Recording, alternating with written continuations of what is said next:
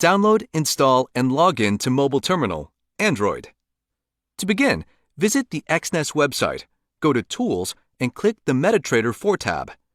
Select MetaTrader 4 for Android and you will be redirected to the Google Play. Once you have downloaded the app on your phone, 1. Click Log in to an existing account.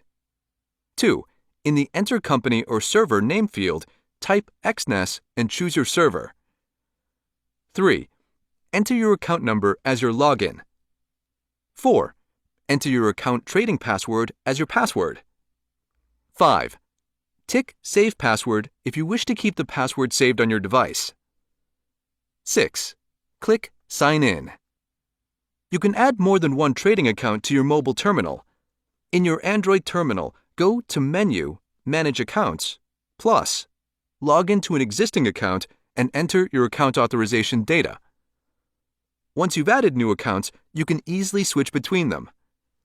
In your Android terminal, go to Menu, Manage Accounts, and you will find the account information for all the different accounts that you have logged in with. Tap on the account you want to switch to. Thank you for choosing Exness.